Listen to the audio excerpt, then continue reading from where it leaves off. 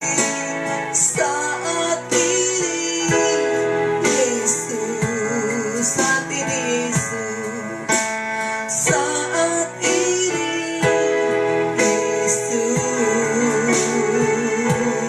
saat ini Tuhan, kami siap mendengarkan firman Tuhan. Haleluya, haleluya, amin. Puji Tuhan. Saya serahkan kepada Bapak Pendeta Maksoni.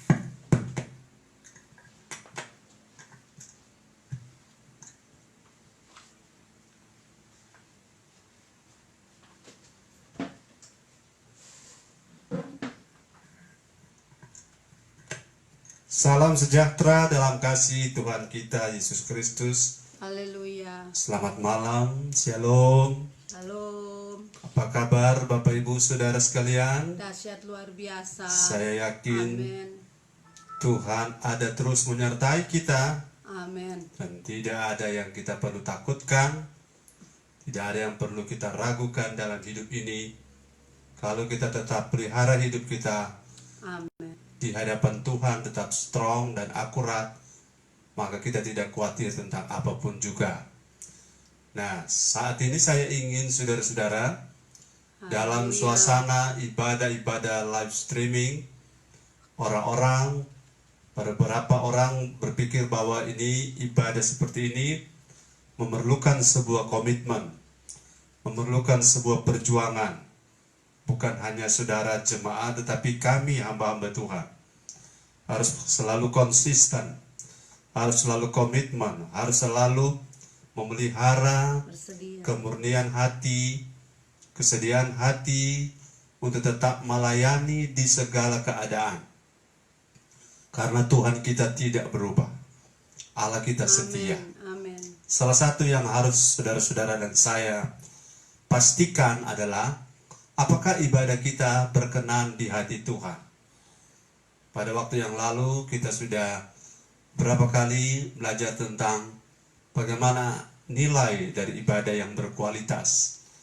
Sekarang lebih spesifik saya ingin berbagi tentang apakah ibadah kita itu berkenan di hati Tuhan. Ibadah yang berkenan di hati Tuhan. Saudara boleh ketik ini judulnya, ibadah yang berkenan di hati Tuhan. Amin. Dalam rangka masa-masa sukar seperti ini, kita akan melihat bahwa Tuhan tidak berubah. Tuhan tetap ada pada posisinya. Tuhan tetap memberikan kita patokan pedoman untuk supaya kita tidak berubah. Ibrani 12 ayat 28. Ibrani 12 ayat 28. Saudara-saudara lihat ayat ini. Ibrani 12 ayat yang ke-28. Ya.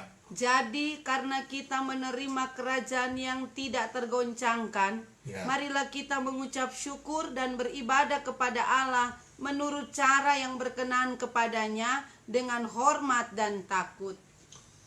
Kita berada di satu era di mana ada sekian banyak hal yang sedang digoncang. Dan yang digoncang ini ada yang tergoncang, ada yang tidak tergoncangkan. Yang tergoncang adalah ekonomi, kesehatan, dan lain-lain. Tetapi orang-orang yang ada di dalam satu sistem kerajaan Allah, atau sistem kerajaan yang namanya kerajaan Allah, mereka tidak tergoncangkan. Amin.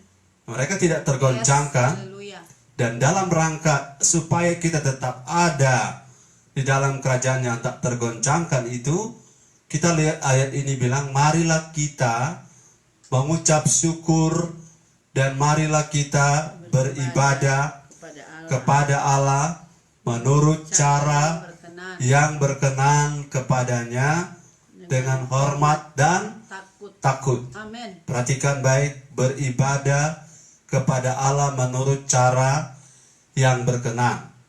Beribadah kepada Allah menurut cara yang berkenan, artinya kalau ada kata yang berkenan, ya berarti ada yang berkenan, ada yang tidak berkenan, ya.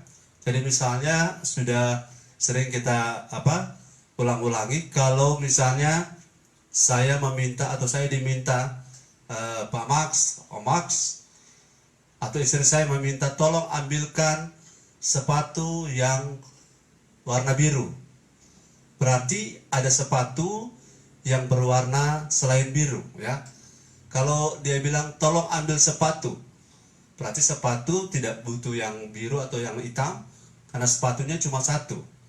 Jadi kalau disebutkan yang biru, berarti bukan yang hitam. Yang biru berarti ada yang bukan biru, ya. Kemudian kalau kita bawa ke pemahaman tentang ibadah, Tuhan bilang, marilah kita beribadah kepada Allah lewat penulis Ibrani, beribadah kepada Allah menurut cara, menurut jalan, menurut metode yang berkenan. Itu berarti bahwa ada cara yang tidak berkenan. Cara yang berkenan inilah saya ingin saudara-saudara pahami baik-baik, ya. Bahwa kalau saya dan saudara beribadah dengan cara yang berkenan, maka makan minum bukan masalah lagi. Ya, betul. Betul, ya? Yes. Kalau kita beribadah dengan cara yang berkenan, maka apa yang namanya pergumulan bukan lagi pergumulan. Yes. Ya, kalau kita beribadah dengan cara yang berkenan, maka sakit penyakit bukan lagi masalah. Ya. Karena Amen. Tuhan bilang Keluaran 23 ayat 25, Haleluya. kamu harus beribadah kepada Tuhan Allahmu, maka roti makananmu diberkati, Amin. air minumanmu diberkati, Berkati. segala penyakit dilalukan. Jadi saudara-saudara perlu ketahui di sini bahwa untuk kebutuhan kita, untuk makanan, minuman, dan lain-lain, kalau kita beribadah dengan cara yang benar, kalau kita beribadah dengan cara yang berkenan, Ya. maka saudara-saudara tidak perlu takut, ya. Amin. Amin. Tidak perlu takut soal makan minum. Karena Tuhan sudah bilang, cari dahulu kerajaan Allah dan kebenarannya, maka segala sesuatu akan ditambahkan. Jadi perhatikan bahwa apa yang disebutkan ditambahkan itu adalah otomatis, tapi syaratnya adalah ibadah dulu, ya. Yes. Ibadah dulu. Kemudian ibadah itu ada dua, yaitu ibadah yang berkenan dan ibadah yang tidak berkenan. Nah, Bapak Ibu yang diberkati, jemaat sekalian, saudara-saudara, saya rindu sekali sebagai hamba Tuhan, baik saya maupun jemaat, pelayan-pelayan, kita harus membuka wawasan kita, membuka mata kita baik-baik, bahwa tidak semua ibadah itu adalah berkenan di hadapan Tuhan. Tidak semua ibadah berkenan di hadapan Tuhan. Kita tidak ingin menjadi hakim terhadap orang lain, tetapi kita harus memeriksa hidup kita sendiri, ya. Jadi kalau kita dengar firman ini, kita tidak berkata, pas ini saya mau kasih tahu ke mereka. Mereka punya ibadah selama ini, begini, begitu, begini, begitu. Firman ini bukan untuk orang lain. Yes. Firman ini untuk saya, Max, istri saya, Connie, Amin. dan jemaat GBI Tiberias dan saudara-saudara yang ikuti Ya. siaran ini. Kita tidak ambil firman ini untuk kita lemparkan kepada orang lain. Kita tidak ambil firman ini untuk kita mengatakan pada orang lain, kamu salah, kami benar. Tapi firman ini terutama adalah untuk saudara dan saya bercermin pada firman yang akan kita bangun sama-sama, ya. Alkitab sudah jelas mengatakan bahwa marilah kita beribadah menurut cara yang berkenan. Kata berkenan ada kaitannya dengan cara ibadah yang Allah suka. Allah suka, Allah berkenan, Allah senang. Jadi berkenan, Allah menganggap saudara berkenan itu ketika dia suka dengan ibadah kita. Dia suka dengan perayaan-perayaan kita. Karena di kitab Yesaya Tuhan pernah bicara pada Yesaya, aku muak dengan perayaan-perayaan. Ya. Aku muak dengan liturgi ibadahmu. Yes. Aku muak dengan bulan barumu, perayaan tahun barumu. Ya. Jadi ada satu kondisi di mana kita bisa terjebak pada aktivitas ibadah rutin, tetapi Tuhan tidak suka. Nah, untuk itu saudara-saudara, kita tidak lagi seperti yang saya bilang tadi, kita tidak menilai orang lain, ya. Kita tidak menilai ibadah orang lain, tapi kita harus menilai ibadah kita sendiri. Karena agak saudara-saudara berlebihan kalau ibadah kita belum kita koreksi, lantas kita koreksi ibadah orang lain. Jadi ibadah kita, ayat ini bilang harus menurut cara, menurut jalan, menurut metode yang berkenan, yang pleasing God, yang menyenangkan Tuhan, yang disukai oleh Tuhan, yang kepada ibadah itu Tuhan bilang aku berkenan, dan ibadah ini layak untuk dipersembahkan di hadapan Tuhan. Ibadah yang berkenan itu penting, Bapak Ibu, ya. Amen. Ibadah yang berkenan itu penting. Ketik di situ, ibadah yang berkenan itu penting. Ibadah yang berkenan di hati Tuhan itu penting. Jadi ibadah itu, kalau kita lihat di ayat ini, ada satu perintah bahwa kita tidak boleh beribadah menurut cara yang sembarangan. Kita tidak boleh beribadah menurut cara semau kita, atau cara yang lawlessness, tanpa aturan, atau tanpa pedoman, tanpa pola. Ibadah yang ingin kita saudara-saudara kerjakan, sudah pasti kita ingin Tuhan itu berkenan. Sama para koki kalau memasak, mereka pengen sekali kita mencicipi dan mengatakan, wah enak ini makanan. Ibadah itu, saudara-saudara, adalah sesuatu yang kita persembahkan kepada Tuhan. Amen. Oke, kita lihat pada Roma pasal 12. Roma pasal 12, saudara bergairah bilang haleluya. Haleluya. Roma 12 ayat 1 dan ayat 2. Perhatikan ayat ini, sangat terkenal ayat ini. Karena kita mempunyai banyak saksi, Ya. bagaikan awan yang mengelilingi kita. Ya. Marilah kita menanggalkan semua beban dan dosa yang begitu merintangi kita. Roma 12. Oh, iya, Mak. Roma 12 ayat 1 dan 2. Roma 12 Iya. ayat 1 dan ayat yang kedua bunyinya, karena itu saudara-saudara, demi kemurahan Allah aku menasihatkan kamu, Ya. supaya kamu mempersembahkan tubuhmu Ya. sebagai persembahan yang hidup, Terus? yang kudus, Ya. dan yang berkenan kepada Allah. Ya. Itu adalah ibadahmu yang sejati. Ibadahmu yang sejati itu dijabarkan sebagai ibadah yang mempersembahkan yang hidup, persembahkan tubuhmu sebagai persembahan yang hidup. Kemudian persembahan itu dalam konteks ibadah itu ada konteks atau ada muatan kudusnya dan muatan berkenan kepada Allah. Jadi menurut cara yang berkenan kepada Allah, karena di Roma 12 ditegaskan ibadah yang sejati adalah ibadah yang berkenan. Berkenan tidaknya ibadah kita itu menentukan ibadah kita itu ibadah sejati atau tidak, disukai Tuhan atau tidak, Ayat berkenan, ya. Ayat 2. Ayat 2. Janganlah kamu menjadi serupa dengan dunia ini, Ya. tetapi berubahlah oleh pembaharuan budimu, sehingga kamu dapat membedakan manakah kehendak Allah, Ya. apa yang baik, yang Ya. berkenan kepada Allah, dan yang sempurna. Ya, lagi-lagi ayat ini mengatakan yang berkenan kepada Allah. Jadi saudara-saudara jemaat yang diberkati Tuhan, saya ingin sekali berbagi apa yang saya sudah pelajari, yang saya sudah renungkan secara pribadi, kami suami istri, hamba Tuhan, renungkan dan kemudian kami bagikan pada jemaat. Ibadah yang berkenan itu penting. Amin. Ibadah yang berkenan di hati Tuhan itu sangat serius. Haleluya. Untuk kita perhatikan, supaya jangan sampai aktivitas kita yang selama sudah sekian tahun kita lakukan di belakang itu jangan sampai didapati, jangan sampai ketika Wahyu pasal 11 kita tidak apa-apa baca lagi ya. Wahyu pasal 11 ayat 1, semua yang kita lakukan, semua yang kita kerjakan di bait Tuhan, mesbah kita, dan orang-orang yang dalamnya. Wahyu pasal 11 ayat 1.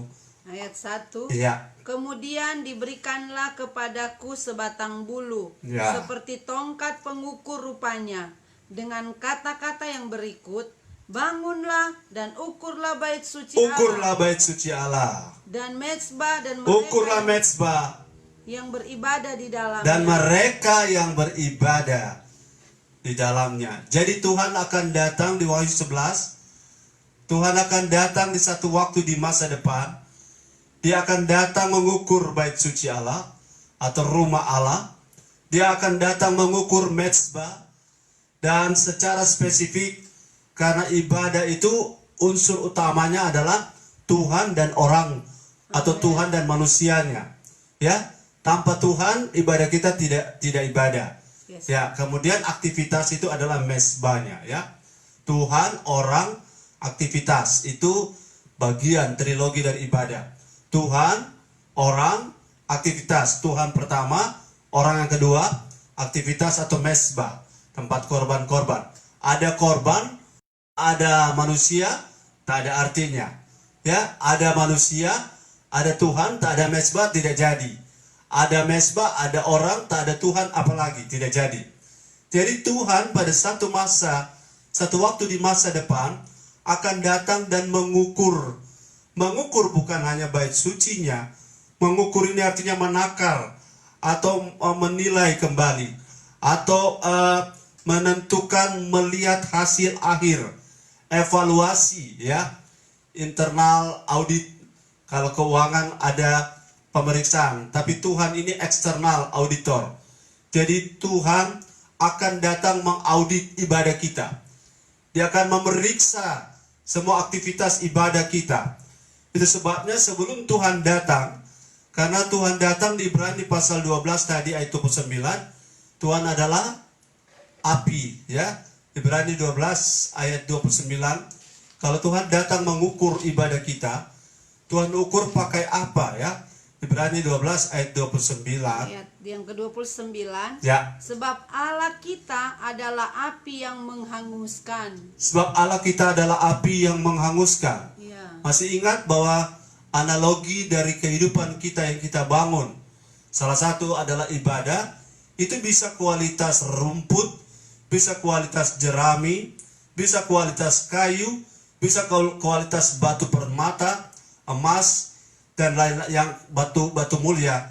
Jadi pada saat Tuhan datang mengukur ya, mengukur atau mengetes atau menguji atau menakar atau sortir atau istilah-istilah lain, mengaudit kita kalau secara keuangan, maka Tuhan akan datang seperti api. Tuhan datang seperti api dan ibadah kita akan diukur oleh Tuhan. Ibadah di dalamnya yang akan diukur adalah mezbahnya, kemudian orang-orangnya, Yes. dan kemudian mezbah orangnya dan kualitas yang akan diukur di sini. Kalau orang soal motif ya, Ya. soal hatinya ya, Yes. tapi kemudian soal kualitas dari aktivitas. Kita menyanyi bagaimana, kita menyembah bagaimana, kita dengar firman bagaimana. Yes. Jadi di sini Tuhan akan ukur persembahan kita bagaimana. Tuhan akan mengukur hadirnya kita bagaimana. Jadi saudara yang diberkati oleh Tuhan, saya bersyukur Tuhan kasih kesempatan bagi saya untuk terus belajar firman, untuk terus makan firman secara pribadi, untuk kemudian saya salurkan kepada anak-anak rohani. Amen. Bahwa kita harus ulangi lagi, mengingat bahwa ibadah yang berkenan itu penting. Amen. Bukan sekedar ibadah saja. Sebab ibadah, kalau kita lihat pada Maleakhi pasal 3 ayat 18. Maleakhi pasal 3 ayat 18, saya belum masuk pada pembahasan ayat 18. Ayat yang ke-18 dari Maleakhi 3. Ya. maka kamu akan melihat kembali perbedaan antara orang benar dan orang fasik, Ya. antara orang yang beribadah kepada Allah dan orang yang tidak beribadah kepadanya. Jadi pada akhir zaman, saudara-saudara, akan datang satu masa Ya, Tuhan akan haleluya. pakai alat atau apa yang ada pada kita untuk menjadi alat pembeda. Akan ada beda. Yes. Akan ada beda, Bapak Ibu ya. Lalang dan gandum pasti akan berbeda. Limana darah, bijak dan bodoh pasti akan ada beda. Yes. Bangunan yang di atas batu dan di atas pasir akan dibedakan. Ya. Antara domba dan kambing akan dibedakan. Nah, saudara-saudara, ini perbedaan ini ada banyak sekali ya. Ada beberapa perumpamaan soal itu. Jadi intinya untuk melihat bedanya, itu Tuhan menggunakan aktivitas ibadah kita. Ibadah akan menjadi alat ukur. Allah mengukur ibadah kita, dan apa yang dihasilkan oleh ukuran itu akan menjadi alat pembeda. Pembeda yang membuat kita berbeda. Ya. Jadi kalau ibadah saya berkenan, maka saya akan membuat perbedaan. Ya. Jika ibadah saya berkenan, saya akan membuat perbedaan. Haleluya. Ketik di situ. Haleluya. Jika ibadah saya berkenan, saya membuat perbedaan. Artinya bahwa saudara-saudara akan nampak, Ya. nampak terlihat ini lalang atau gandum. Saya akan bersama saudara akan dibawa pada terang firman atau alat laser sinar yang bisa menyingkapkan. Kalau seperti dalam gelap ada inframerah, tetap bisa kelihatan dan bisa membedakan. Kamu akan melihat kembali perbedaan antara orang benar dan orang fasik. Nah, saudara, saya tanya, apa yang membedakan orang benar dan orang fasik? Oh, jelas ini. Apa yang membedakan orang benar dan orang fasik? Ya. Orang benar dan orang fasik dibedakan pada ibadahnya. Ya. Dibedakan pada ibadahnya. Ketik di situ. Orang benar dan orang fasik dibedakan pada ibadahnya, atau dibedakan dari ibadahnya. Adanya. Orang benar dan orang fasik dibedakan dari ibadahnya. Jadi ada orang mulai anggap remeh ibadah. Ya oke, terserah mereka, saudara. Tapi jemaat GBT Berias, saya tidak berkehendak begitu. Saya rindu sekali kita memiliki pemahaman yang benar bahwa alat pembeda yang membedakan orang fasik dan orang benar adalah ibadahnya. Oke, Pak Gembala, ya, ini kita sama-sama ibadah. Oke, sudah. Untuk orang-orang yang sama-sama ibadah, sama-sama ada aktivitas ibadah. Orang Farisi juga beribadah, bukan? Sama-sama ada aktivitas. Kalau orang fasik tidak beribadah, sudah pasti mudah sekali dibedakan. Tapi kalau sama-sama ada di ladang yang sama, tetapi bagaimana membedakannya? Kalau seperti tanaman, gampang dibedakan. Kita lihat buahnya, ya. Kalau saudara seperti kambing dan domba, kita lihat kelakuannya, ciri-ciri, wataknya pasti beda. Tapi kalau orang beribadah, maka sekarang saudara, seperti di Ibrani pasal 12 tadi, Tuhan lewat penulis kitab Ibrani mengajak, ayo. Artinya kita ini digiring dari satu tempat ke tempat yang lain, atau dari level ibadah yang tidak berkenan ditarik ke tingkatan ibadah yang berkenan. Kenapa? Karena ibadah yang berkenan itu ada alat ukurnya. Dan ibadah yang tidak berkenan ada contohnya. Ibadah yang tidak berkenan dengan ibadah yang berkenan ada bedanya. Jadi orang benar sendiri, dalam arti orang yang beribadah maksud saya, itu aktivitas ibadahnya masih bisa dibedakan. Karena Alkitab mengajarkan, saudara-saudara, sebelum kita maju, mari kita lihat, saudara-saudara, ada ibadah yang Tuhan sendiri tidak terima. Ya. Ada ibadah yang Tuhan tidak terima. Ada di mana, Pak Gembala? Ada. Dalam pembacaan kemarin, Markus 7 ayat 7. Semoga ayatnya tidak salah. Silakan Markus 7 ayat 7. 7 ayat 7. Percuma mereka beribadah kepadaku, sedangkan ajaran yang mereka ajarkan ialah perintah manusia. Matius 15 ayat 8. Matius 15 ayat yang ke-8. Ya. Bangsa ini memuliakan aku dengan bibirnya, Ya. padahal hatinya jauh daripadaku. Percuma mereka beribadah kepadaku, Ya. sedangkan ajaran yang mereka ajarkan ialah perintah manusia. Saudara, ini ayat yang sangat jelas kan? Ya, Bahwa ibadah, kalau saudara pernah baca kitab Matius mengatakan, kalau kamu punya hidup keagamaanmu tidak lebih benar dari orang Ya, Farisi dan ahli betul, Taurat, kamu tidak akan masuk dalam kerajaan sorga. Saudara, ini sangat begitu menantang. Kenapa? Kalau kita tidak lebih benar dari mereka, karena mereka, saudara, orang Farisi itu, maaf ya, mereka berpuasa 2 kali seminggu, bahkan mereka memberikan persepuluhan sampai daun selasi. Coba kita lihat ya, di Lukas 18. Orang Farisi punya aktivitas ibadah, kalah kita kalau pakai ukuran aktivitas fisik. Lukas 18. Coba kita lihat ayat yang silakan ayat 20. ayat yang ke-20. Lukas 18, tunggu ya.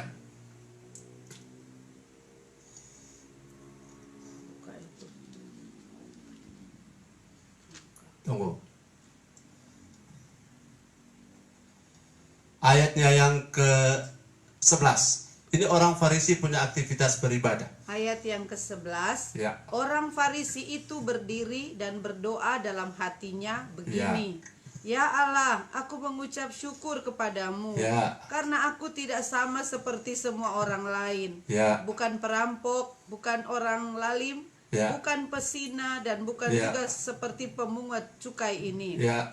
Aku berpuasa 2 kali seminggu.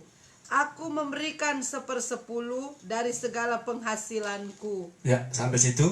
Kalau saudara perhatikan kualitas aktivitas dari orang Farisi beribadah, levelnya luar biasa. Ya. Moralnya baik ya. Bukan orang lalim, perampok, pesina, seperti pemungut cukai yang pemeras. Dan mereka berpuasa seminggu 2 kali. 2 kali. Jadi seminggu 2 kali. Kalau 1 bulan 1 kali berarti 1 minggu bisa 1 bulan bisa 8 kali ya. 8 kali 12, 8 kali 12 1 tahun. 8 kali 10 saja 10 bulan berarti 80 kali. Tambah 2 bulan 16 berarti 96 kali setahun. 96 kali setahun, lebih dari pada orang yang berpuasa 1 bulan 40 hari. 96 seminggu 2 kali, dan mereka memberi persepuluhan dari segala, bukan hanya dari gaji, segala. Pokoknya Daud di kitab Matius 23, dari daun selasi. Daun selasi itu yang dia taruh di perkedel. Daun selasi atau solasi, orang punya daun. Daunnya kecil, kalau ada 10, 1 dia bawa. Itu kualitas aktivitas ibadah orang Farisi, ahli Taurat. Mereka luar biasa. Hanya satu yang mereka kurang, orang Farisi ini, adalah mereka itu hanya dari luar saja, tidak dari dalam, hanya tradisi yang mereka lakukan. Sebabnya Tuhan minta kita harus naik lebih benar, lebih tinggi dari orang-orang Farisi, yaitu bukan hanya aktivitas fisik. Itu sebabnya ayat tadi Matius 15 ayat 8 ini contoh ibadah yang tidak berkenan. Mereka beribadah, mulut memuliakan Allah, mulut, bibir memuliakan Allah, menyanyi. Kita bisa, kita bisa konser, kita bisa jadi WL yang hebat, kita bisa jadi singer yang hebat. Itu harus dihormati, dihargai, karena itu perlu perjuangan sampai pada level itu. Tapi bisa jadi kita sebagai pemuji yang nyanyi, bicara, ucapan ada, tapi hati jauh. Hati jauh. Nanti dari mana kita tahu hatinya jauh? Sebentar saya kasih tahu tentang ibadah yang berkenan. Ini ibadah contoh yang tidak berkenan. Jangan sampai kita begitu. Ibadah ada, ucapan bibir menyanyi ada. Saudara, sedangkan ada menyanyi kok bisa salah, apalagi aja menyanyi di gereja. Ucapan bibir, ya, mulut memuliakan Allah, tapi hati, ayat 8 tadi bilang ya, hati jauh. Jauh. Jadi ini contoh hati jauh. Orang Farisi seminggu 2 kali, 1/10 diberikan dari segala, bukan hanya dari pendapatan. Artinya segala, mau dikasih orang, atau dipersen orang dapat tip, bahkan uang yang kita ketemu di jalan, daun pisang, anjing 10 ekor bawa 1 ekor, itu kualitas aktivitas yang luar biasa taat. Ya, luar biasa taat. Kita mau seperti itu karena Tuhan bilang bahwa hidup keagamaanmu harus lebih benar dari mereka. Yes. Lebih benar dari sisi kuantitas dan kualitas. Ya. Kuantitas dan kualitas. Nah, sekarang ada ibadah yang tidak berkenan, yaitu mulut memuliakan Allah tapi hati jauh. Yes. Yang mereka lakukan adalah tradisi. Tradisi atau perintah manusia. Lagu-lagu sudah dihafal luar kepala waktu menyanyi. Ya, itu sebabnya ibadah yang berkenan itu penting. Amin. Amin. Sudah tulis tadi toh, ibadah yang berkenan itu penting. Dan mulut memuliakan Allah, hati tidak boleh jauh. Ya, haleluya. Ketik di situ, mulut memuliakan Allah, hati tidak boleh jauh. Artinya, hati dan mulut sinkron. Amin. Amin. Itu ibadah yang berkenan. Ibadah yang Tuhan senang, Tuhan senang, Tuhan suka. Yes.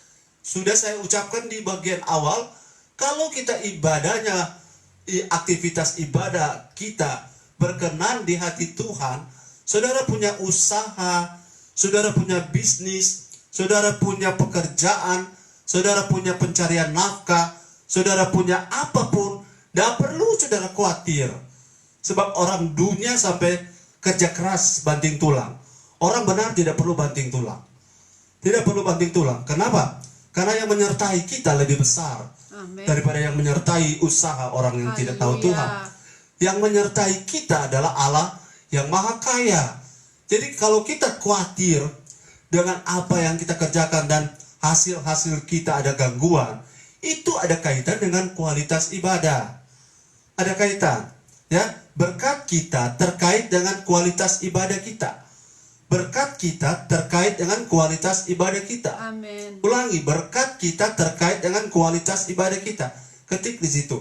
Berkat kita terkait dengan kualitas ibadah kita. Haleluya. Jadi kalau saya hamba Tuhan, saya gembala, kami suami istri hamba Tuhan melayani secara sungguh-sungguh, strong dan akurat, hidup benar, kami tidak perlu takut soal kebutuhan. Yes. Kami tidak perlu takut soal makan, Amin. soal minum, rumah. Tidak lama lagi Tuhan memberi apa yang kami minta. Tidak perlu takut. Karena waktu kita takut, kita cemas, sebenarnya waktu kita lihat usaha kita morat-marit, maju mundur, tidak berkembang, itu faktor karena mungkin tidak belajar atau tidak mau berubah jadi lebih baik dalam usaha, atau faktor malas. Ya, dilepas dari faktor itu. Kalau kita sudah rajin, juga usaha tekun. Ya, jangan usaha saudara-saudara hari ini jual biapong, besok saudara pindah jual ikan, minggu depan saudara pindah jual yang lain, jual pulsa. Jadi tidak tekun, ya, tidak terarah. Nah, faktor-faktor yang ada di dunia sekuler sudah saudara kerjakan. Sekarang kita bersaing, kita tidak akan kalah. Karena apa? Faktor tadi Tuhan janji kalau kita ibadah dan ibadah kita berkenan, kita tidak perlu takut untuk bersaing. Amin. Kita tidak perlu takut orang curang. Amin. Tidak perlu takut kita ditipu karena Tuhan akan membela kita. Amin. Tuhan akan membuat musuh bersatu jalan menyerang kita, tapi bertujuh jalan mereka akan lari. Setiap niat hati, setiap senjata yang ditempa untuk melawan kita akan digagalkan, dibatalkan semuanya. Amin. Saudara lihat di cerita-cerita sinetron, banyak orang jahat di dunia ini. Tapi untuk orang-orang yang ibadahnya berkenan, tidak perlu takut. Karena Tuhan yang akan menuntun kita. Amin. Malaikat akan menatang kita. Tidak ada yang perlu kita takutkan. Jadi, kalau berkat kita bermasalah, atau berkat kita macet, berkat kita maju mundur, atau kembang kempis, ya, itu ada kaitan dengan kualitas ibadah kita. Yes. Ada kaitan, sudah pasti saudara-saudara. Yes. Saya sadar bahwa kalau ibadah kita kualitasnya rendah, maka kita harus malu berharap berkat besar. Kita harus malu berharap kemuliaan kalau kualitas ibadah kita hati jauh dari Tuhan. Kalau kita berharap berkat besar, maka hati kita harus dekat dengan Tuhan. Setuju bilang amin. Amin. Haleluya. Haleluya. Jadi kita satu topik yang sederhana ini, ibadah yang berkenan di hati Tuhan itu penting sekali. Nah, mari kita lihat saudara-saudara ayat yang ingin saya bagikan. Yang pertama, supaya ibadah kita berkenan, yang pertama 1 Samuel 3 ayat 7. 1 Samuel 7 maksud saya, ayat 3 dan 4. Ayat 3 dan 4. Lalu berkatalah Samuel kepada seluruh kaum Israel, demikian, jika kamu berbalik kepada Tuhan dengan segenap hati, maka jauhkanlah para allah asing dan para Asitoret dari tengah-tengahmu, dan tujukan hatimu kepada Tuhan, dan beribadahlah hanya kepadanya, maka ia akan melepaskan kamu dari tangan orang Filistin. Yes, jelas ayat ini Bapak Ibu. Kalau sudah perhatikan di pasal sebelumnya, di 1 Hakim-Hakim juga ada cerita, setiap kali orang Israel beribadah kepada Tuhan, tapi juga beribadah kepada Baal, jadi beribadah kepada Tuhan, tapi juga beribadah kepada Baal, maka ekonomi mereka merosot. Setiap kali, ini terjadi berulang-ulang kali ya. Setiap kali mereka beribadah kepada Tuhan Allah Israel dan juga beribadah kepada Baal. Itu Baal dewa-dewa orang Kanaan. Ada Kamos, ada Dagon, dewa-dewa orang asing. Pada saat mereka seperti itu, mereka mengalami kesulitan ekonomi. Jadi supaya ibadah kita yang itu berkenan di hati Tuhan, yang pertama saudara-saudara, kita punya ibadah harus tertuju kepada Tuhan saja. Amin. Haleluya. Ibadah kita harus tertuju kepada Tuhan saja. Yes. Di dunia ini banyak Tuhan. Yes. Di dunia banyak Allah. Saya sebutkan kalimat yang saya sudah sempat sampaikan. Apa yang kita jamin, siapa yang kita jamin perasaannya melebihi Tuhan, sama bahkan melebihi Tuhan, itulah berhala. Yes. Siapa, orang mana, atau sesuatu yang kita lebih jamin, kita lebih hormati, kita lebih hargai, itu sama dengan kita sedang menyembah berhala. Kita tidak tunggu pergi di bawah pohon beringin, kemudian kita membawa dupa dan kita bicara-bicara dengan komat kamit. Kita tidak perlu nanti sudah ke kubur si mbak siapa, kita ngomong-ngomong di sana, maka kita sudah dianggap menyembah berhala. Kita sudah menyembah berhala pada saat ada yang kita lebih jamin perasaannya. Yes. Saudara paham ini, saudara-saudara? Saya tidak enak dengan bos saya. Jadi walaupun saya ibadah, saya karena bos panggil, saya harus pergi karena saya tidak enak dengan dia. Ini merupakan sebuah fakta bahwa orang tidak sadar bahwa itu sedang menyembah sesuatu yang kita jamin perasaannya, yang membuat Tuhan tersinggung. Jadi kalau kita mau ibadah kita berkualitas atau berkenan di hati Tuhan, jangan ada Allah lain. Haleluya. Jangan ada, saudara-saudara ya. Jangan ada padamu di hadapanku. Oh, kalau di hadapan Tuhan tidak boleh, berarti di belakang Tuhan boleh. Allah adalah roh. Tuhan tidak punya muka dan belakang. Allah roh. Roh itu tidak punya muka dan belakang. Matanya ke segala arah. Jadi saudara-saudara, kalau mau ibadah kita berkualitas, pakai bahasa Yeremia pasal 17 ayat 7, jangan ada yang kita andalkan selain Tuhan. Amin. Amin. Mau ibadah diberkati, Yes. mau roti makanan diberkati, mau minuman diberkati, mau segala penyakit dilalukan, mau ibadah itu mengandung janji buat maupun baik untuk hidup yang sekarang maupun untuk hidup yang akan datang. Mau waktu kita ibadah segala sesuatu Tuhan tambahkan. Mau kalau kita ibadah Tuhan berkati dengan emas, perak, dan permata. Apa yang saudara-saudara dengar janji dari Tuhan itu tidak pernah berubah. Tuhan tidak pernah menarik semua janji-janjinya soal ibadah. Bahkan Tuhan itu bukan manusia sehingga ia menjanjikan dan berdusta dan tidak mengedapinya. Tidak pernah jadi. Saudara, marilah jadi anak-anak Tuhan yang bersaksi bahwa selama saudara dan saya hidup, tidak pernah Tuhan itu curang. Amin. Selama saya hidup, selama saya jadi hamba Tuhan, saya tidak pernah lihat Tuhan itu curang. Tuhan itu ingkar janji. Tuhan itu berubah setia terhadap kita, dalam arti apa yang dia janjikan, dia tidak berikan. Yang membuat Tuhan berubah adalah kita. Yang membuat Tuhan jadi tangan kurang panjang adalah kita. Yang membuat tangan dan telinganya kurang tajam mendengar doa kita adalah kita. Yes. Coba lihat di Yesaya 59 ya. Jemaat kita punya tema tahun ini Yesaya 60 ya. Ayat 1, rise to be strong ya, rise to be strong. Kita bangkit menjadi terang ya.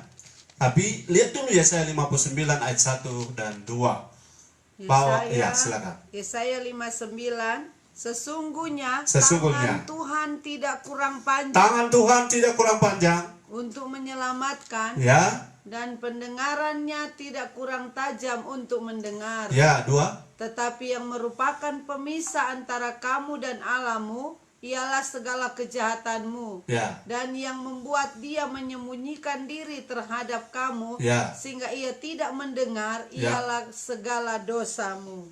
Faktanya bahwa tangan Tuhan selalu panjang. Amin. Dalam arti selalu dapat terulur menolong kita. Yes. Pendengaran atau telinga Tuhan selalu tajam. 7, sekian miliar manusia berdoa serentak. Dia bisa bedakan ini Max yang di Manado dengan Max yang di Jakarta. Satu, saudara-saudara, satu telinga yang sama bisa mendengar seluruh doa dari 7 miliar lebih manusia. Dan Tuhan tidak meleset ini Max yang mana, kalau Maxnya ada 1000. Tuhan tidak akan pernah meleset. Tetapi saudara-saudara, janji-janji Tuhan mengenai ibadah, kekayaan bangsa-bangsa akan datang, ya, onta dan kambing domba Nebayot dan lain-lain di Yesaya 60 akan datang. Tetapi saudara-saudara, itu merupakan bagian dari janji Allah soal ibadah. Tetapi pada bagian ibadah, kita harus pastikan ibadah kita berkenan. Nah, pada bagian ibadah yang berkenan, yang pertama, kita hanya, saudara, ayat ini saya sudah bacakan tadi, 1 Samuel 7 ayat 3-4, ibadah harus tertuju kepada Tuhan saja. Amin. Memang tidak mudah kalau kita sudah punya budaya, kita sudah punya kebiasaan, tradisi, apalagi kalau Natalan, Paskah, dan lain-lain. Jadi kita terdistorsi, mata kita tertuju kepada acaranya. Ya, acara itu baik, tapi kalau acara menggantikan Tuhan, disitulah masalah ibadah kita. Kita terdistorsi, ibadah kita fokus kepada, maaf ya, pada jemaat-jemaat sudah lama saya ajarkan. Kalau ibadah, pada saat ibadah, saat dengar firman, jangan ada yang pergi ke dapur, memasak di dapur. Sudah seringkali saya ajarkan ini, karena di situ kita betul-betul, sebentar ada poinnya ya, soal menghormati ya. Sini kita beribadah kepada Tuhan, bukan kepada makanan. Makanan penting, tetapi saudara, ibadah kita tujuannya Tuhan saja. Amin. Yang lain-lain boleh, tetapi jangan mengambil porsinya Tuhan. Yes. Saat kita menyembah, jangan ambil bagiannya Tuhan. Ya, amin. Bagiannya Tuhan adalah apa? Saudara, saya sering sharing dan bercanda begini. Kalau ada acara kita makan babi putar, Tuhan makan apa? Kalau kita makan ada biapong, Tuhan makan apa? Apakah Tuhan makan biapong? Atau Tuhan makan babi putar? Tidak. Tuhan tidak makan babi putar. Bahkan kalau sudah perhatikan di perjanjian lama, kalau ada makanan atau minuman yang dipersembahkan kepada Tuhan itu dicurahkan di atas batu, kemudian atau roti dibakar. Tuhan tidak makan roti. Ya. Tuhan tidak makan onde-onde. Saudara, apalagi makanan-makanan yang kita siapkan sementara ibadah. Ini berulang-ulang saya beritahu karena ibadah itu, sebentar saya bicara soal hormat. Ibadah itu fokusnya Tuhan. Amin. Fokusnya Tuhan. Saudara, ini tidak ringan untuk kita bicara ini. Karena budaya yang kita lihat sekarang, orang anggap biasa. Tapi kalau kita tahu ibadah itu fokusnya Tuhan, maka kita akan merubah banyak hal. Kita akan merubah sikap, ya. Kita akan merubah sikap. Kita akan merubah apa cara-cara yang kita tahu. Oh, ternyata ibadah yang kita lakukan ini untuk menyenangkan seorang manusia. Ini hal-hal yang sebenarnya praktis. Kalau saudara beribadah kemudian ada orang penting di ibadah, dan orang penting itu ada, saudara rasa seperti kusuk, seperti rasa hormat, rasa lain begitu ya. Tapi kalau orang penting itu tidak ada, saudara rasa santai, bukan? Ya. Itulah yang namanya memang Tuhan itu tak kelihatan. Ibadah makanya banyak manusia ibadah itu terjebak karena manusia lebih mudah konsentrasi kalau ada benda atau barang di depannya. Makanya orang pergi ke pohon, orang sembah batu. Maka yang lebih gampang Tuhan sampai larang, jangan ada padamu Allah lain, jangan kamu membuat patung dalam bentuk apapun. Ya, dalam bentuk apapun. Kenapa? Karena memang secara religius ya, secara psikologis religius, manusia itu mudah beribadah kalau ada benda di depannya. Makanya waktu lembu emas yang dibuat oleh Harun, Musa 40 hari, ya 40 hari di Bukit Sinai, lama nian ini Musa ini bertengger di atas puncak Sinai sampai orang Israel bilang, kita tunggu apa lagi Harun? Ayo, kumpul anting-anting, kumpul gelang semuanya, kita buat patung. Kenapa saudara-saudara? Karena manusia itu lebih mudah diarahkan untuk fokus, untuk supaya bisa menyembah kalau ada barang atau ada benda. Itu sebabnya ada orang mulai bawa lagi gambar tabut di gereja. Orang mulai bawa salib. Orang mulai menyembah salib. Patungnya, salibnya, gambarnya. Saya kasih tahu Allah kita adalah roh. Amin. Amin. Allah kita adalah roh adanya. Haleluya. Itu sebabnya kalau kita ibadah yang kita pastikan aktif adalah roh kita. Yes. Mengapa orang berdoa tutup mata? Ada anak-anak, papa, mama. Kenapa kita doa tutup mata? Ya. Kalau di sekolah Alkitab orang doa makan tidak tutup mata. Kenapa? Nanti ikannya diambil teman di samping. Kita tutup mata kenapa? Pertanyaan itu sederhana saya jawab. Kenapa kita tutup mata? Karena dengan tutup mata kita lebih mudah konsentrasi supaya roh kita connect. Ya, connect dengan roh Tuhan. Allah kita adalah roh adanya. Amin. Amin. Jadi dia disadari dengan roh kita. Kita tidak bisa menyadari dia dengan fisik kita. Jadi untuk membuat kita bisa menyadari dia di ibadah, makanya Tuhan bilang kita harus menyembah dalam roh dan kebenaran, bukan secara fisik. Jadi artifisial dari pelengkap ibadah kita buat senyaman mungkin, interior sebaik mungkin, saya sependapat. Tapi jangan sampai kita lupa bahwa fokus ibadah yang berkenan di hati Tuhan adalah Tuhan saja. Amin. Di sesi kemarin saya bilang, kalau persiapan ibadah, perlengkapan ibadah makin canggih, kemudian makin Tuhan hadir, atau itu membuat inti dari ibadah, maka orang-orang yang beribadah dengan alat-alat yang super canggih, Tuhan hadir. Bagaimana dengan mereka yang di pedalaman, yang sedangkan gitar tidak ada, sedangkan tali gitar ukulele cuma satu tali? Bagaimana mereka yang beribadah AC tidak ada di kampung di Utang? Bagaimana mereka yang beribadah dengan rumah pitate dengan orang timur hanya dengan ilalang menjadi rumah? Bagaimana? Ini berarti bahwa alat-alat itu penting, tapi alat itu bukan pusat. Amin. Alat-alat itu penunjang, tapi inti ibadah adalah Tuhan Yesus Kristus. Oh, haleluya. Ketik di situ, inti ibadah kita adalah Tuhan Yesus. Amin. Ya sudah pasti kalau bilang Tuhan Yesus sudah ada Allah Bapanya, Allah Anak, Allah Roh. Karena lembaga dari Tritunggal itu ada pada Yesus. Inti ibadah kita, ketik di situ, inti ibadah kita adalah Yesus. Jadi kalau inti ibadah kita adalah Yesus, sudah pasti kita akan buang tuh istilah-istilah selama ini. Wah, saya datang ibadah supaya saya puas. Jadi inti ibadah adalah kita, ya. Wah, tadi saya puas. Inti ibadah bukan Yesus. Kalau Yesus dipuaskan lewat ibadah kita, pasti kita kena dampak. Oh, amin. Kalau Yesus dipuaskan, dia berkenan dengan kualitas ibadah kita, pasti kita kena getahnya, kita kena dampaknya, Haleluya. kita kena efeknya. Tapi kalau kita datang supaya kita puas, supaya kita diberkati, Tuhan Yesus itu tersingkir dari ibadah kita. Dia seperti jadi alat, minta maaf. Tuhan jadi jongos hanya untuk seperti Santa Claus. Datang membawa kado-kado dan kita senang. Setelah itu kita pulang dan kita datang lagi karena kita mendapat kado. Nah, kapan Santa Clausnya yang jadi pusat? Jadi kapan Yesusnya jadi pusat? Sekarang ini. Live streaming seperti ini, kalau kita ibadah berpusat pada Tuhan, kita tidak bosan. Live streaming seperti ini, kalau kita ibadah berpusat pada Tuhan, kita tidak terganggu oleh fasilitas. Kita tidak terganggu oleh suasana. Kita biasa ditolong oleh suasana. Orang-orang kumpul, orang duduk sama-sama. Ada penataan, tata ruang, dekorasi, tata ibadahnya bagus. Tapi ada waktu kita tidak bisa seperti itu. Apakah Tuhan akan keluar dari karena tidak ada ruangan, atau karena tidak ada urutan ibadah liturginya, atau karena pelayannya hanya lewat live stream? Apakah Tuhannya pergi? Tentu tidak. Haleluya. Tuhan ada di antara kita, katakan amin.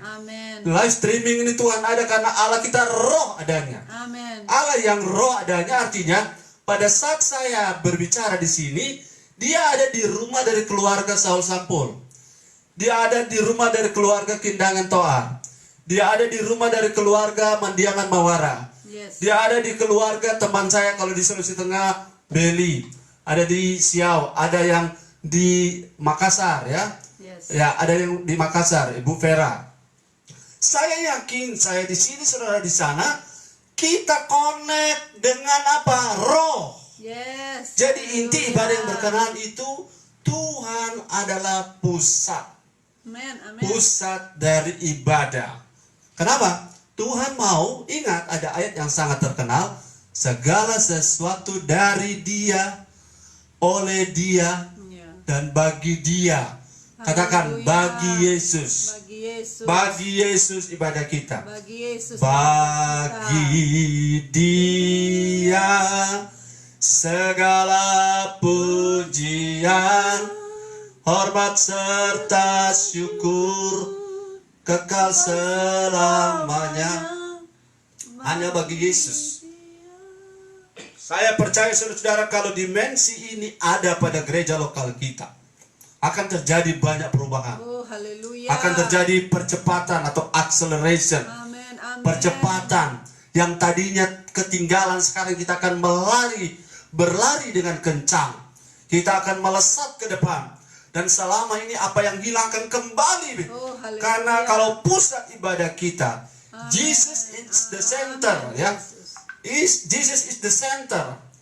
Semua berpusat pada Dia. Saya percaya saudara-saudara, ini berita yang malam ini Tuhan taruh di hati saya. Saya bagikan untuk saudara supaya merubah paradigma yang selama ini. Jadi kita tidak lagi cari yang lain dalam ibadah. Harus Yesus yang utama. Harus Yesus yang menjadi inti. Yesus yang menjadi pusat. Yesus yang menjadi sentral dari ibadah kita. Kenapa? Karena kalau kita beribadah kepada Tuhan saja, Tuhan itu adalah Allah yang cemburuan. Kenapa Dia minta pada Allah, pada Dia saja? Karena Dia tidak terima. Dia tidak terima kalau segala sesuatu kita makan, kita minum, kita hirup oksigen, kita diberkati, kita sehat, kita ada fasilitas, kita ada rumah, kita punya keluarga, semua dari Dia. Kenapa kita berbagi dengan yang lain untuk kita menyembah? Kita merasa atau kita beribadah mensyukuri sesuatu, atau kita merasa saya begini karena ada pihak lain yang turut ambil andil. Tuhan cemburu. ibadah itu adalah rasa syukur di Ibrani 12 tadi toh. Yes. Ibadah adalah marilah kita bersyukur dan beribadah. Dan beribadah kepada Allah. Baca lagi itu. Ibrani 12, beribadah, bersyukur kepada siapa? Tidak ada kepada yang lain. Ibrani 12 ayat yang ke-28. Jelas. Ibrani 12 ayat yang ke-28. Ya. Jadi karena kita menerima kerajaan yang tidak tergoncangkan, Yes. marilah kita mengucap syukur dan beribadah kepada Allah Ya. menurut cara yang berkenan kepadanya dengan hormat dan takut. Jadi kita punya Haleluya. pusat ibadah, kita mengucap syukur dan beribadah. Sudah penting sekali kata kepada Allah. Kepada Allah, artinya objeknya adalah Allah. Allah. Tujuannya adalah Allah. Sasarannya adalah Allah. Yes. Ibadah boleh ibadah. Bagaimana ibadah kepada Allah kalau habis ibadah ada orang mengucap tikus? Bagaimana ibadah itu bilang kepada Allah kalau kita lebih menghargai orang pentingnya daripada Tuhan? Bagaimana ibadah disebut kepada Allah? Beribadah kepada Allah. Tapi lebih kita senangkan yang hadir bukan Tuhannya. Bagaimana kita mengatakan itu ibadah adalah kepada Allah? Karena yang kita pertimbangkan adalah perasaan manusia. Yang kita jamin adalah perasaan manusia. Bagaimana ibadah itu kepada Allah?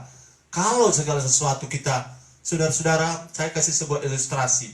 Satu kali ada ibadah ucapan syukur seorang bayi berulang tahun di daerah yang bersalju, daerah Eropa. Dan saudara-saudara, sementara acara sudah disiapkan semuanya, semua tamu-tamu mulai pada datang. Kemudian orang-orang setiap masuk pintu melepaskan jaketnya karena jaket bulu ini digunakan untuk melewati badai salju di luar rumah. Tuan rumah sudah sediakan segala sesuatu, sudah pada rame, sudah makan. Ini bayi yang ulang tahun, sudah makan, sudah pesta-pesta. Tiba-tiba mereka sadar, yang ulang tahun mana? Yang ulang tahun mana? Mereka cari-cari, saudara-saudara. Dan akhirnya mereka temukan bayi itu ada tertumpuk, ada tertimbun dengan jaket-jaket hujan, jaket yang digunakan oleh orang-orang, para tamu. Dan bayi itu meninggal, mati gara-gara ditumpuk dengan jas-jas dari para tamu. Jadi acaranya jalan, acaranya, pestanya jalan, tapi yang pusat acara itu terabaikan. Saya bayangkan betapa mirisnya keadaan ini. Pusat dari ibadah kita adalah Tuhan. Amin. Pusat dari penyembahan kita adalah Tuhan. Haleluya. Tapi oleh karena sudah terbiasa dengan tradisi, akhirnya kebiasaan ini diulang. Tradisi adalah sesuatu yang kita kerjakan berulang-ulang, bertahun-tahun, tanpa kita lagi sadari apa maknanya. Ya. Apa maknanya? Rata-rata tradisi adalah sesuatu yang kita kerjakan berulang-ulang, tapi setelah kita tanya kenapa kita buat, kita tidak tahu alasannya apa. Sekarang kita tahu kenapa kita ibadah. Oh, kita ibadah karena hari Minggu. Oh, salah. Oh, kita ibadah karena apa? Oh, karena saya Kristen. Oh, tidak. Sebab ada orang Kristen juga yang bukan Kristen ibadah. Ya. Oh, karena saya ini kan saya punya mama papa pelayan, jadi saya mesti ke gereja. Saudara, yang dilakukan berulang-ulang tanpa pengertian, saudara tahu bahwa ini yang membuat banyak kali Tuhan tidak lagi berkenan pada ibadah kita. Karena selain hati jauh, kita sudah tidak tahu untuk siapa ibadah kita. Kita sudah lupa fokus ibadah ini untuk siapa. Sudah jadi tradisi. Nah, tradisi, saudara-saudara, saya ulangi, adalah sesuatu yang kita kerjakan berulang-ulang, yang turun-temurun, yang kadang-kadang kita sudah tidak tahu apa yang menjadi penyebabnya, dan pertanggungjawaban paling fundamental kita sudah tidak tahu. Nah, saya kasih contoh apa itu tradisi. Tradisi itu seperti ini. Saya sebuah cerita. Ada seorang pendeta. Dia memiliki seekor anjing. Ini sebuah analogi tentang tradisi. Ada seorang pendeta, seorang gembala. Dia memiliki seekor anjing hitam. Anjing berwarna hitam. Dia kalau beribadah, setiap kali dia pergi beribadah, dia membawa anjing ini. Dan pada waktu ia sudah mau memimpin ibadah, anjing itu diikat di tiang pintu dekat pintu gereja. Jadi setiap orang datang, mereka akan lihat saja kalau anjing hitam ada, berarti gembala ada. Itu bertahun-tahun.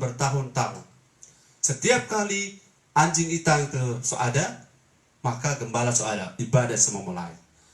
Akhirnya satu waktu gembalanya meninggal. Tapi setelah gembalanya meninggal, mereka mengambil anjing hitam yang lain untuk ikat lagi di pintu gereja itu. Dan kalau anjing sudah diikat di pintu gereja, maka mereka akan sudah memulai ibadah. Itu turun-temurun akhirnya pada anak cucu. Kemudian anak cucu melanjutkan tradisi itu. Jadi setiap kali sudah memulai ibadah, mereka bawa anjing hitam ikat di tiang gereja. Orang setelah turunan kesekian ditanya, kenapa sebelum ibadah ada anjing hitam? Nah, mereka bilang, kalau anjing hitam ikat di situ semua mulai ibadah. Tanya kenapa? Mereka tidak tahu kenapa begitu. Padahal awalnya anjing hitam dan ikat di tiang gereja tidak ada kaitan dengan ibadah. Karena anjing hitam itu adalah punyanya gembala. Gembala yang sudah meninggal, supaya mengingat gembala, mereka masih teruskan dengan mengambil anjing hitam yang lain. Tradisi itu seperti itu. Kita sudah lakukan bertahun-tahun, tapi kita sudah tidak tahu lagi apa maknanya, apa backgroundnya. Ibadah kita bertahun-tahun kita lakukan, ini adalah refreshing atau refresh kembali ya. Kalau laptop sudah error begitu, kita refresh kembali supaya dia kembali seperti semula. Nah, sekarang kita harus kembali seperti semula. Kita ibadah di gereja untuk Tuhan, untuk fokus pada Tuhan. Kita ibadah di rumah, fokus untuk Tuhan. Kita juga ibadah live streaming, fokus kepada Tuhan. Karena ibadah kita adalah untuk Tuhan. Yes. Setuju dengan saya? Amin. Ibadah saya Yes. untuk Tuhan, ya. Pak Gembala, saya ibadah untuk diberkati. Iya, tapi itu bukan tujuan. Itu dampak. Itu efek. Haleluya. Itu dampak, itu efek. Gembala, saya ibadah, kemudian saya sukacita sekali. Ya, itu dampak atau akibat. Tapi ibadah kita harus membuat Tuhan senang. Gembala, saya puas sekali beribadah tadi. Iya benar, itu dampak. Tapi tujuannya adalah supaya Tuhan dipuaskan. Tuhan puas, itulah tujuan daripada ibadah kita. Haleluya. Saya percaya saudara-saudara, ini poin yang penting untuk jemaat kita semua sama-sama bertumbuh ya. Bertumbuh mengalami terobosan. Yang kedua, kita tidak akan habis malam ini, kita akan sambung di kesempatan yang lain. Fokus harus ibadah harus tertuju kepada Tuhan saja. Yang kedua, Roma 12 tadi ayat 1, ya, Roma 12 ayat 1. Kembali kita baca. Yang pertama, ibadah harus tertuju kepada Tuhan saja. Roma 12 ayat 1. Ayat 1, karena itu saudara-saudara, demi kemurahan Allah aku menasihatkan kamu, Ya. supaya kamu mempersembahkan tubuhmu sebagai persembahan yang hidup, Ya. yang kudus dan yang berkenan kepada Allah. Haleluya. Itu adalah ibadahmu yang sejati. Ya, perhatikan ayat ini sudah diulang berkali-kali bahwa ibadah itu pada Roma pasal 12 ayat 1. Sudah perhatikan, saya dapatkan poin di ayat ini. Ibadah yang berkenan harus ada mesbah, harus ada sesuatu yang dipersembahkan. Yes, yeah. Ibadah yang berkenan kepada Tuhan selalu ada mesbah atau sesuatu yang dipersembahkan. Kalau kata dipersembahkan masih umum, tapi yang lebih jelas adalah sesuatu yang dikorbankan di atas mesbah. Lebih spesifik lagi, sesuatu yang disembelih di atas mesbah. Lebih masuk lagi, sesuatu yang dibakar di atas mesbah. Amen. Luar biasa saudara-saudara. Haleluya. Kita, saudara, demi kemurahan Allah aku menasihatkan kamu supaya kamu, bahasa Yunaninya bilang paristanai, mempersembahkan tubuhmu. Ada dua, mempersembahkan dan persembahan ya. Persembahan dan mempersembahkan. Saudara-saudara, ini bukan soal soal materi saja. Ini soal mempersembahkan, harus ada mezbah, sesuatu yang dipersembahkan di atas mezbah, sesuatu yang dikorbankan di atas mezbah, atau ada sesuatu yang dibakar di atas mezbah. Saudara perhatikan, setiap kali orang Israel beribadah, mereka selalu diajar lewat para imam. Para imam akan membawa korban dan membawanya ke mezbah. Dan di mezbah itu akan ada yang disembelih, kemudian ada penumpahan darah, kemudian ada yang dibakar, dan ujungnya kembali poin tadi, ada bau yang harum. Ada bau yang harum naik ke penciuman Bapa di sorga. Ada bau yang menyenangkan. Haleluya. Ada bau yang menyenangkan. Kenapa? Ada mezbah. Wahyu 11 tadi ayat 1 kan sudah bilang harus ada apa? Coba lihat. Wahyu 11 ayat 1, Tuhan ukur orang-orang yang beribadah, tapi ada 3 yang situ harus diukur. Kemudian Ya. diberikanlah kepadaku sebatang bulu, Ya. seperti tongkat pengukur rupanya, dengan kata-kata yang berikut, Ya. bangunlah dan ukurlah bait suci Allah, Ya. dan mezbah dan mereka yang beribadah di dalamnya. Pada minggu lalu kita sudah belajar tentang orang yang beribadah ya. Ya. Sekarang kita bicara tentang mezbah. Mezbah tadi, saudara-saudara yang diberkati oleh Tuhan, harus ada sesuatu yang dipersembahkan. Roma 12 bilang mempersembahkan persembahan yang hidup ya. Mempersembahkan persembahan yang hidup. Tidak boleh bawa bangkai. Yes. Tidak boleh bawa yang mati ya. Yes. Tidak boleh ada di mezbah sesuatu yang tidak. Saudara bayangkan, saya punya papa dulu pernah dia, saudara, mau menyembelih seekor anjing. Karena orang Manado kalau mau menyembelih anjing kan dipukul kepalanya toh, diketok kepalanya ya. Kemudian saudara, setelah diketok, anjing ini sudah tidak bergerak. Akhirnya papa saya siram minyak tanah. Sudah dia minyak tanah, sediakan daun kelapa, kelapa, kemudian dia bakar. Saudara tahu apa yang terjadi pada saat ini dia nyalakan api, ini anjing melompat berlari dalam keadaan menyala ya. Apa artinya? Saudara tidak bisa, saudara-saudara ya, saudara tidak bisa membakar sesuatu yang hidup sebelum dia mati. Ya. Saudara tidak bisa membakar binatang yang masih hidup, saudara-saudara, sebelum dia mati disembelih. Ibadah kita selalu ada mezbah. Ada mezbah, ada yang dikorbankan. Saudara, korban, salah satu korban yang sederhana, korban waktu. Korban waktu. Kalau live streaming, korban apa? Kuota. Kuota. Kalau mau saudara, ada bilang jemaat bilang, saya tidak punya kuota, tidak bisa ikut acara. Ini sesuatu yang perlu dipertanyakan lagi. Kalau kamu bisa makan di restoran, kamu bisa beli makanan sampai ratusan ribu, kamu bisa beli barang lain, kamu bisa beli ini, beli itu, lantas beli kuota untuk ibadah kau tidak punya, kau bohong.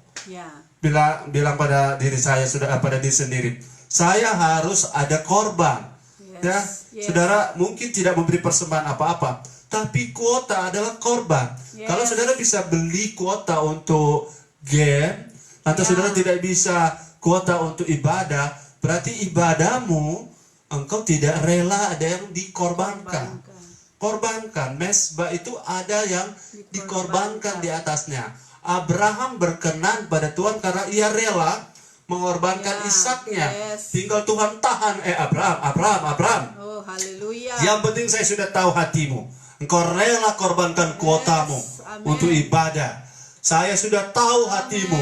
Engkau rela duduk berjam-jam dengar firman, dengan ibadah. Di ibadah lain, saudara, pujian hanya sekali, 2 kali, supaya jemaat itu tidak lari.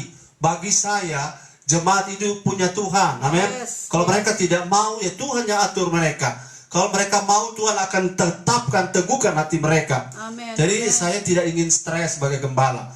Saya tahu jemaat itu milik Tuhan. Yang mau akurat pasti Tuhan akan turut bekerja. Yang mau sungguh-sungguh pasti. Yang mau tidak sungguh-sungguh, yang penting sudah saya kerjakan bagian saya. Saya percaya Tuhan akan turut bekerja untuk mendatangkan kebaikan bagi mereka yang mengasihi Tuhan dan bagi mereka yang terpanggil sesuai dengan rencana Tuhan. Kalau ada pendeta, gembala mendengarkan saya bicara ini, jangan stres dengan jemaatmu. Kalau mereka pergi, mereka meninggalkan engkau, mereka abal-abal, mereka tidak mau perhatikan, mereka acuh tak acuh, itu bagiannya Tuhan. Bagian kita kerjakan mandat yang Tuhan taruh. Kasih makan firman, kasih makan firman. Satu waktu akan ada beda antara orang yang tekun mendengar firman, belajar firman, dengan orang yang abal-abal, orang-orang yang acuh tak acuh. I don't care kalau itu, karena sudah pada waktunya kita tidak santai, ya. Sudah waktunya kita akselerasi. Saya tidak akan menunggu mereka yang ada di belakang yang karena malas, ya. Tapi kalau mereka lemah, kita topang.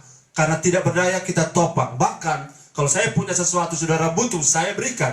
Tapi kalau malas dengar firman, saya tidak bisa bantu apa-apa. Jadi sekarang kalau bilang mau maju, mau dengar firman, mau ibadah, tidak ada ibadah tanpa mesbah. Tidak ada ibadah tanpa persembahan. Tidak ada ibadah yang berbau harum kalau tidak ada yang dibakar. Tidak ada yang bisa dibakar sebelum disembelih. Amin. Dan tidak mungkin kalau saudara bisa disembelih kalau saudara tidak menyerah. Kalau saudara tidak berserah, bagaimana mau disembelih? Seperti domba menyerahkan diri, dituntun atau dibawa ke pembantaian. Demikian roh kita bawa pada Tuhan. Karena kita mau ibadah harus ada mesbah. Saudara, ibadah itu bukan menurut pola kita, ya. Itu sebabnya saya kasih tahu kenapa korban Kain ditolak.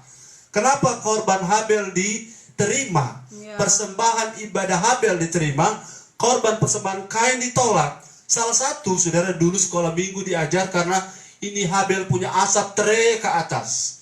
Kemudian di Kain pe asap tak putar-putar kata. Tak putar-putar di mana-mana, ya. Jadi Tuhan tidak terima. Tapi setelah pelajari Adam dan Hawa, waktu dia pakai daun ara, Tuhan ganti dengan kulit binatang. Berarti ada yang dikorbankan, bukan? Jadi itu pola. Pasti Adam dan Hawa ajar kalau ada persembahan ibadah harus ada yang dikorbankan dan ada penumpahan darah. Itu dilakukan oleh Habel. Kain dia membawa sesuatu yang, saudara, tidak ada penumpahan darah. Tidak ada korban, tidak ada sembelihan. Jadi saudara, ibadah kita berkenan di hati Tuhan. Ada bagian-bagian dari hidup kita yang harus disembelih. Rasa malas harus disembelih. Rasa acuh tak acuh harus disembelih. Apa itu sembelih? Diiris di leher. Ya, saudara, malas dengar firman, malas ibadah, kita tidak bisa berharap kemuliaan Tuhan terjadi. Itu sebabnya ekonomi kita morat-marit karena, maaf ya, malas ibadah. Sekali lagi saya ulang, kalau kuota untuk game kamu punya, lantas kuota untuk ibadah kamu tidak punya, kamu sedang error. Amin. Kalau kamu punya waktu untuk jalan-jalan, tapi tidak punya waktu untuk duduk ibadah live streaming seperti ini, tidak punya waktu, kamu error. Dan kalau kita error seperti Esau, kita tidak bisa berharap berkat Yakub. Amin. Wah, gembala ini kasih makan makanan keras. Ya, sudah lama jadi Kristen, ya. Sudah lama orang Kristen, bahkan sudah pelayan altar, sudah naik mimbar, sudah naik dan berada di altar melayani orang. Kemudian firman-Nya dikasih yang susu-susu, sudah bukan waktunya lagi. Ibadah yang berkenan di hati Tuhan harus ada mesbah dan ada korban di atas. Sehingga ada bau yang menyenangkan Tuhan. Saudara melihat ada bau yang menyenangkan, ya. Karena kalau saudara mau datang kepada Tuhan, korban itu ada sesuatu yang dibakar. Kejadian 8 ayat 20-21. Saya kasih contoh. Ada korban yang diberikan oleh seorang bernama Nuh. Setelah Tuhan tolong dia ibadah, kemudian ia membuat mesbah. Dan dia melakukan apa yang membuat, baca Kejadian pasal 8 ayat 20 dan 21. Ayat 20 dan 21.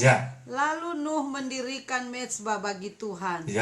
Perhatikan ada mezbah, ya. Terus dari segala binatang yang tidak haram, dan dari segala burung yang tidak haram, diambilnyalah beberapa ekor. Lalu ia mempersembahkan korban bakaran di atas mezbah itu. Ketika Tuhan mencium persembahan yang harum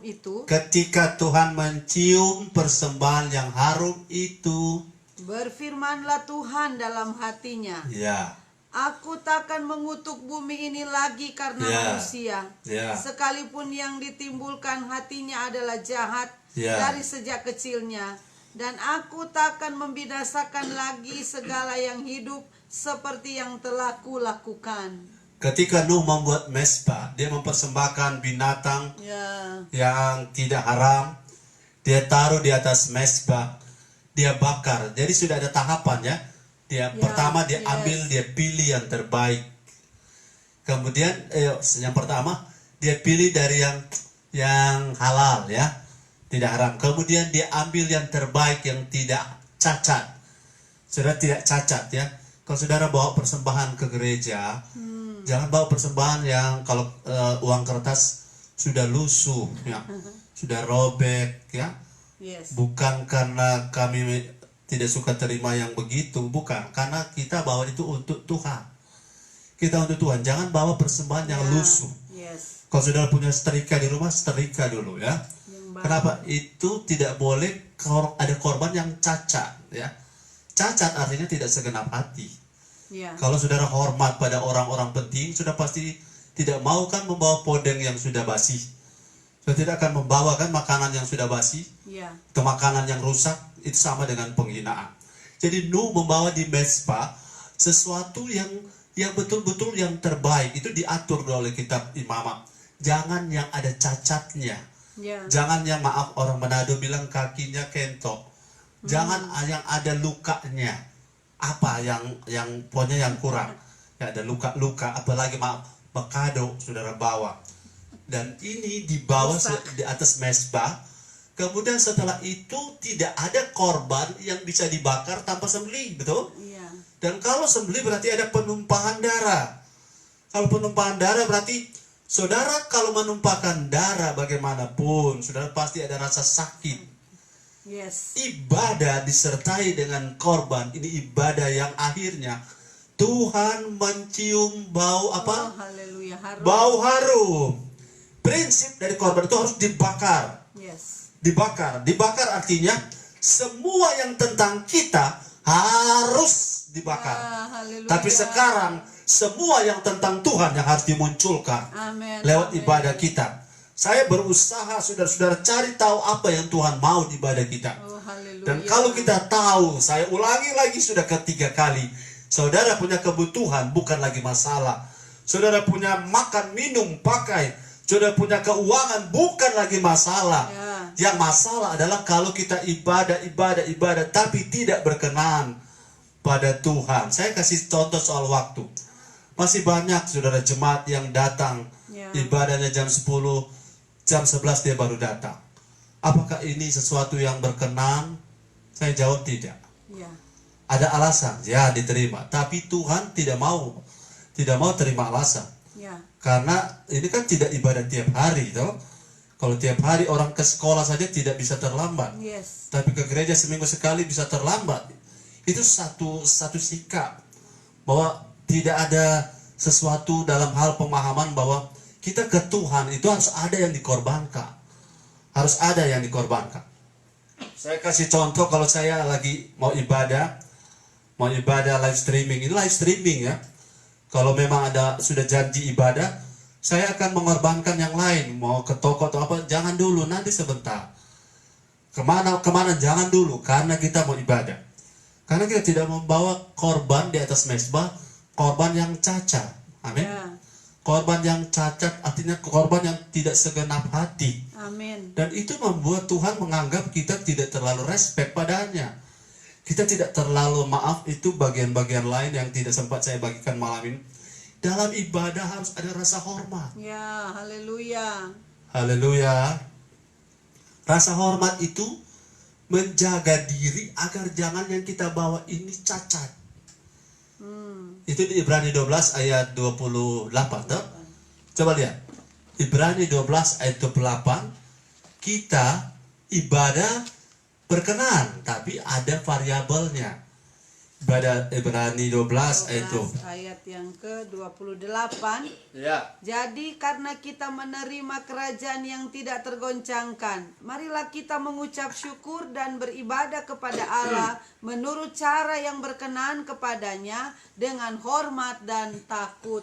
Jadi kita harus beribadah dengan seperti sebuah mesbah, dengan menaruh korban yang tadi tidak ada cacat ya. Yes. Korban yang tidak ada cacat. Karena kita begini, apa yang kita beri kepada orang yang kita hormati, itu diukur, hormat itu ada, dilihat dari yang kita bawa. Ya. Kalau kita bawa kangkung sudah kuning, berarti kita tidak hormat dengan orang yang kita beri. Ya. Si penerima pemberian kita berarti tidak kurang kita hormati, kurang kita hargai. Sederhana saja, saudara-saudara ya. Kalau saudara membawa pada gembalamu ikan cakalang somelek, ya, serusak, kami akan terima. Tapi saudara akan dapat poin. Poinnya apa? Ini orang tidak hargai dia punya gembala. Ya. Ini cuma antara kita dan kita.